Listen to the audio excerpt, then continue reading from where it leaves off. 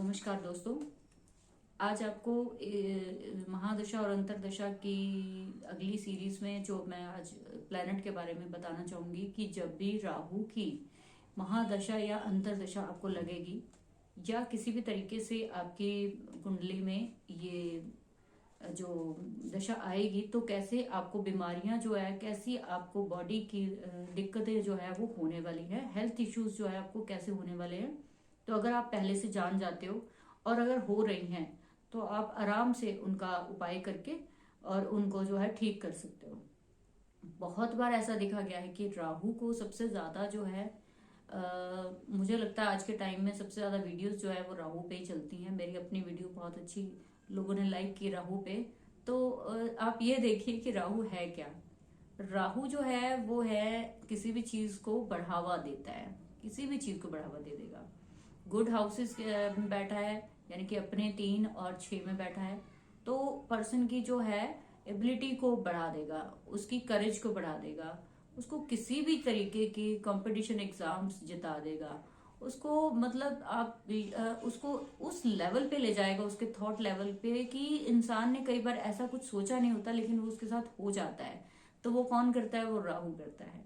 राहु का काम है चीजों को एक्सपैंड, खोल के और बहुत ही दूर तक आपको वो सपने दिखाता है, सपने दिखाने वाला राहु है। तो जब ये इसकी दशा और महादशा चलती है तब कैसे हम लोग बिहेव करते हैं, उस टाइम आपका थॉट पैटर्न कैसा हो जाता है, आप वो देखिए। राहु की जब महादशा चलती है तो वो इंसान को सबसे ज्यादा प्रॉब्लम उस टाइम ये होती है कि वो किसी भी चीज को छोटे लेवल पे नहीं करना चाहता, वो उसको बड़े लेवल पे। आप देखिए नेटल चार्ट में राहु किसके साथ बैठे हैं, उसके अकॉर्डिंग ही वो महादशा अंतरदशा में जो है रिजल्ट देने वाले।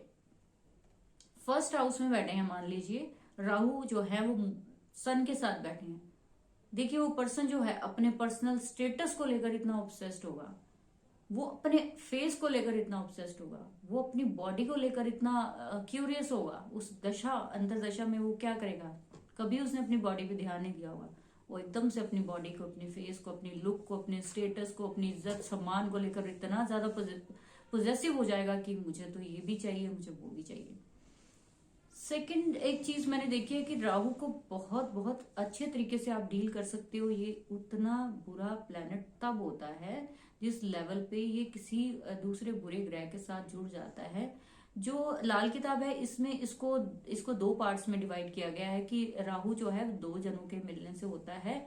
ये राहु और केतु, राहु जो है वो बृहस्पति और बुध का जो है वो मेल है, यानी कि बृहस्पति क्या है? ज्ञान है। और बुध क्या है? वो आपकी बुद्धि है। तो जब भी आपकी कुंडली में बृहस्पति और बुध अच्छे हों तो राहु भी अच्छा ही होगा आपकी कुंडली में, क्योंकि आपका एक वो प्लेनेट तो अच्छा हो ही गया, लेकिन कंडीशन ये होती है कि कभी भी ऐसी कंडीशन बहुत कम बनती है कि ये प्लैनेट्स जो है वो अफ्लिक्शन से बच जाए। कोई ना कोई ऐसा प्लैनेट तो इनको एस्पेक्ट कर ही देता है कि ये अफ्लिक्शन में आ जाते हैं। थर्ड जो है, फर्स्ट हाउस में जब भी होगा तो वो पर्सन जो है उनको पॉइजन से रिलेटेड जो है बच के रहना चाहिए। ऐसे लोगों को पॉइजनस चीजों से बच के रहना चाहिए। फूड पॉइजनिंग हो सकती है इनको बहुत जल्दी। उनके किसी भी तरीके से बॉडी में पॉइजन का जो है वो जरूर कुछ ना कुछ लिंक उनका बनेगा इस टाइम पीरियड के बीच में। फायर से बच के रहना चाहिए, इंजरी से बच के रहना चाहिए। किसी भी तरीके की जो चोट है वो इस टाइम अचानक से लग जाती है, जिसकी उन्हें कभी उम्मीद नहीं होती। अचानक से सीढ़ियां उतर रहा है पर्सन और गिर गया और उसकी चोट लग गई, तो ये राहु की महादशा के अंदर हो जाता है। उसके बाद जो है सेकंड में अगर आ जाता है राहु, तो आप ये देखिए उनको जो है मेंटली जो है बहुत ज्यादा प्रॉब्लम हो जाती है। सेकंड हाउस फूड का भी है, मैंने देखा राहु सेकंड हाउस में है तो लोग क्या करते हैं, ऐसे लोग बहुत स्पाइसी फूड, बहुत खाने पीने के शौकीन होते हैं। कुछ भी मिल जाए उनको, नई से नई चीज ट्राई करने में। और नॉन वेज भी इवन मैंने खाते देखा है ऐसे लोगों को। और देखा है कि राहु जो है अगर कहीं पे और भी ज्यादा अफ्लिक्शन में आ जाए तो स्पाइसी फूड इनको बहुत ज्यादा पसंद है। तो वो खुद ही तामसिक प्लेनेट है। वो अलग बात है कि इन्होंने अमृत पी लिया तो थोड़ा सा देवताओं के भी गुण है, इसलिए कहीं ना कहीं इनको पॉजिटिव भी मानते हैं कि इनकी ये बहुत अच्छे रिजल्ट भी देता है कई जगह पे। तो इस तरीके से सेकंड हाउस में खाने पीने को लेकर रूटीन जो है इस पर्सन की अच्छी नहीं होगी, तो उससे क्या होगा, उनको थ्रॉट या फिर आप देखिए अंदर जीभ से रिलेटेड जो है प्रॉब्लम हो सकती है। इवन कैंसर तक भी देखा गया है सेकंड हाउस में अगर अफ्लिक्शन में आ गया राहु तो उनको ये गर्दन से रिलेटेड, नेक लाइन से रिलेटेड प्रॉब्लम हो जाती है। थर्ड हाउस में जब ये आता है तो एग्रेशन दे देता है, एग्रेशन देता है क्योंकि मार्स का हाउस है राहु मंगल, जब वहां पे काल पुरुष के अकॉर्डिंग हम गिनेंगे तो आप देखिए वो गुस्सा बहुत ज्यादा आता होगा। ऐसे पर्सन को अचानक से गुस्सा कर बैठते हैं, फिर उनको चाहे बाद में रियलाइज हो जाए नहीं मुझे, अचानक से गलत लैंग्वेज बोल जाएंगे क्योंकि मरकरी का भी अफ्लिक्शन है। तो इस तरीके से आप छोटी छोटी चीजों को मैच करके मैं बताने की जरूरत करती हूँ कि जुबान से रिलेटेड जो है प्रॉब्लम जो है, बीमारी जो है उनको जरूर होगी, गंदी जुबान होगी। यानी कि ऐसे लोग जो है, लाल किताब में लिखा है यहाँ पे बुद्ध होता है, तो वहां पे जुबान का जो है वो कोड़ी होता है एक तरह से। वो बंदा जो है ना बहुत गंदी वाली बात करता है, अच्छे तरीके से बात नहीं करता लोगों से। तो राहु यहाँ पे आके भी कई बार जो है बहुत तेज तर्रार लोग हो जाते हैं। सेकंड फोर्थ में जो है मैं देखती हूँ कि फोर्थ में थर्ड में बताना चाहूंगी शोल्डर लाइन में कई बार दिक्कत हो जाती है। शोल्डर लाइन में बहुत ज्यादा अचानक से कई बार चोट लग गई या फिर दर्द है, तो वो पेन भी है राहु की वजह से। अगर थर्ड हाउस में है और आपकी दशा महादशा चल रही है तो आप मैच कीजिए कि आपको वहां से उसको उसका इलाज करना चाहिए, डॉक्टरी इलाज भी करना चाहिए और प्लानिटरी भी उसको रिलीफ देना चाहिए। उसके बाद हम फोर्थ हाउस में जब ये आता है तो क्या होता है, कई बार ब्रेस्ट कैंसर दे देता है। ब्रेस्ट कैंसर कब देता है, जब इसके साथ कोई और एक दो ग्रह भी जो है वो अफ्लिक्शन में आ जाते हैं, साथ जुड़ जाता है ये, तो चीज को बढ़ा देता है। तो इसका काम जो मेन है चीजों को बढ़ाना है।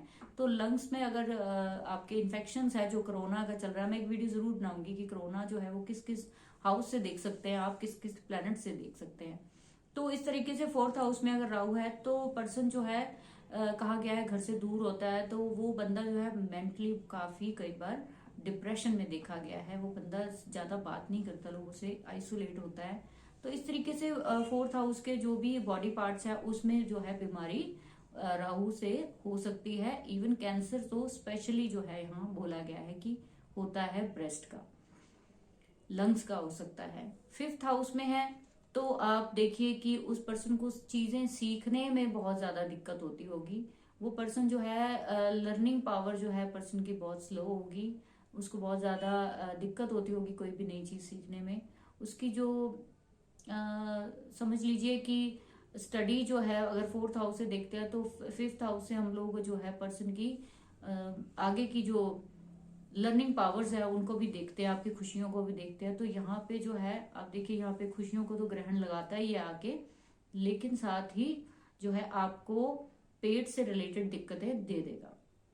सिक्स्थ हाउस में 6, 8, 12th में जो मैं स्पेशली बताना चाहूंगी, बाकी सब में तो ये छोटी छोटी चीजें देकर निकल जाते हैं, लेकिन जो बाकी के पार्ट्स हैं यानी कि 6 से लेकर 12 तक के अगर हिस्से में है तो आप देखिए कि 6 में आकर वो क्या करता है, लोअर एब्डोमेन में कैंसरस या फिर चीजों को इतना बढ़ा देता है, किडनी की प्रॉब्लम हो जाती है, बहुत सारी चीजें जो है बढ़ जाते हैं। जैसे कहते हैं ना कि प्लेटलेट्स जो है वो घट गई, तो केतु की वजह से घटती है, और बढ़ती किस वजह से, बढ़ाने के लिए उसको जो प्लैनेट है, कई चीजें कई सेल्स जो है हमारी बॉडी में बहुत एक्सेस हो जाते हैं, बढ़ जाते हैं। जैसे डायबिटीज को लगा लीजिए, वो भी कहीं ना कहीं हम राहु से ही देखेंगे। उसके बाद 8th में जब राहु आते हैं तो आप देखिए कि लोअर पार्ट से, यानी कि मैंने आपको बताया रेक्टम एरिया, यहाँ पे ऑपरेट्स जो है सिस्ट के ऑपरेट करा सकता है, सिस्ट हो सकती है, क्योंकि वो बीमारियां यहाँ पे दे देगा जिसकी आपको समझ में ही नहीं आएगी कि बीमारी आई कहाँ से है। तो राहु 8th हाउस में देकर अंधेरे वाली बीमारियां दे देगा, क्योंकि आप अंधेरे में तीर मारते रहेंगे, आपको इन्फेक्शंस होते रहेंगे, आपको समझ में नहीं आएगी। तो राहु 8th हाउस का ये जरूर करेगा। तो महादशा में, अंतरदशा में या वर्षफल में भी आप देखिए कि उस पर्सन को इससे रिलेटेड प्रॉब्लम जरूर जरूर आती हैं। राहु का जो है महादशा और अंतरदशा में बहुत जरूरी है उपाय करना, जो मैं आपको एंड में बताऊंगी कि क्या करना है उसके लिए।